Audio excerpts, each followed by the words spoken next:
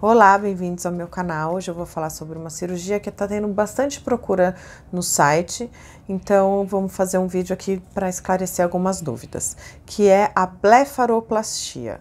Que cirurgia é essa? Essa é a cirurgia das pálpebras, né? Que a gente indica numa paciente que tem queixa ou um paciente que tem queixa de flacidez, de pele na parte superior, de bolsinha na parte inferior, de uma olheira mais marcada.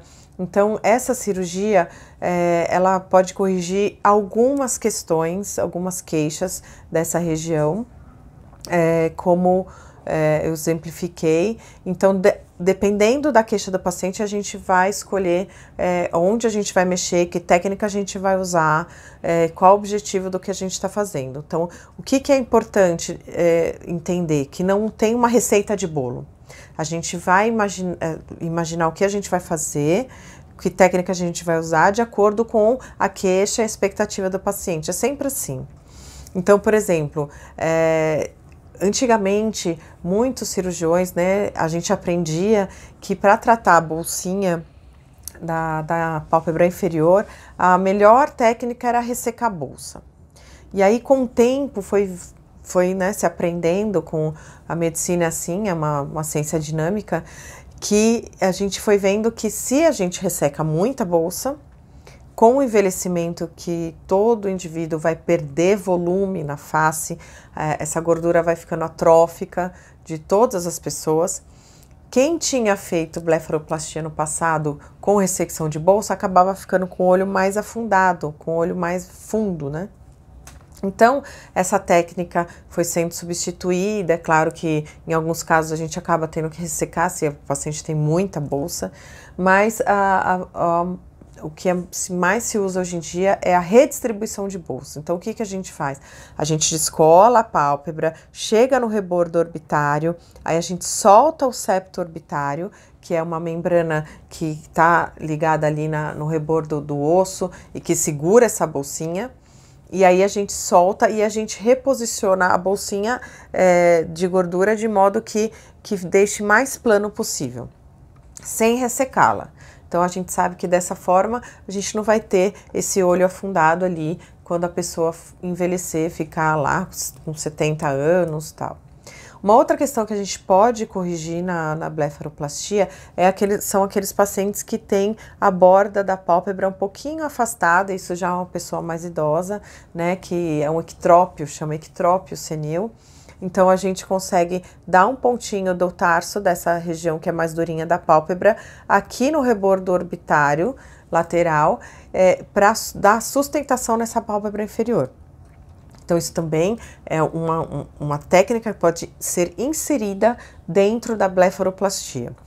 Na região superior, também é muito comum o paciente ter aquela gordurinha aqui na região medial, que a gente também pode tratar. Então, se o paciente tem um excesso dessa gordura, a gente resseca. Se não tem, é melhor não ressecar, né? Por toda aquela questão do envelhecimento depois. A posição da cicatriz, a gente sempre tem que tentar deixar posicionada no sulco, para quando o paciente abrir, não se vê a cicatriz, a gente só vai ver quando o paciente tiver com o olhinho fechado. E a região dos pés de galinha, a gente tende também a estender a cicatriz lateralmente para tentar corrigir um pouco dessa flacidez lateral da região orbitária. Então, a blefaroplastia, ela é um conjunto de procedimentos que a gente vai indicar quais procedimentos a gente vai fazer em cada paciente de acordo com a queixa, com a idade, com a necessidade, né? Então, é uma cirurgia bastante delicada, porque às vezes se a gente resseca um pouco de pele a mais, o paciente vai ter um ectrópio, que é esse afastamento da pálpebra inferior em relação ao globo ocular, porque tirou um pouco de pele a mais, às vezes é uma questão milimétrica, né?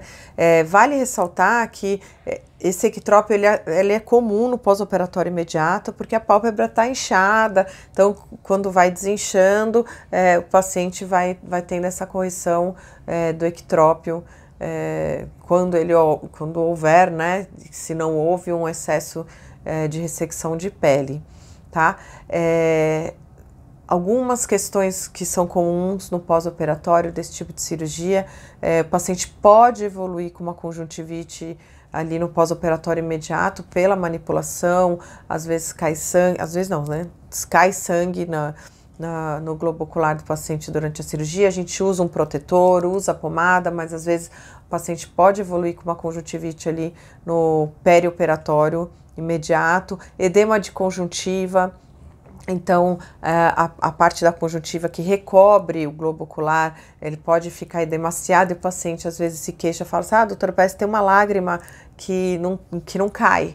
E na verdade não é um inchaço da conjuntiva que também vai passando no pós-operatório. E em alguns pacientes que têm tendência a olho seco, essa tendência pode ficar exacerbada, né, no pós-operatório da blefaroplastia. Então, é uma cirurgia que não costuma demorar muito tempo dentro do centro cirúrgico, mas que é uma cirurgia para ser feita em ambiente hospitalar, já que são várias questõezinhas pequenas que são feitas perto da região do olho. Então, eu acho que é muito mais confortável para o paciente ser submetido a uma cirurgia em que vai sangrar, em que a gente vai ficar manipulando ali uma região muito perto do globo ocular, sob anestesia, do que o paciente acordado, em que ele vai ficar agitado, vai ficar nervoso, vai sangrar mais. Então, é uma cirurgia que eu acho que a melhor indicação é sob anestesia mesmo. Se você tiver alguma dúvida, pode deixar aqui nos comentários que eu respondo. Obrigada!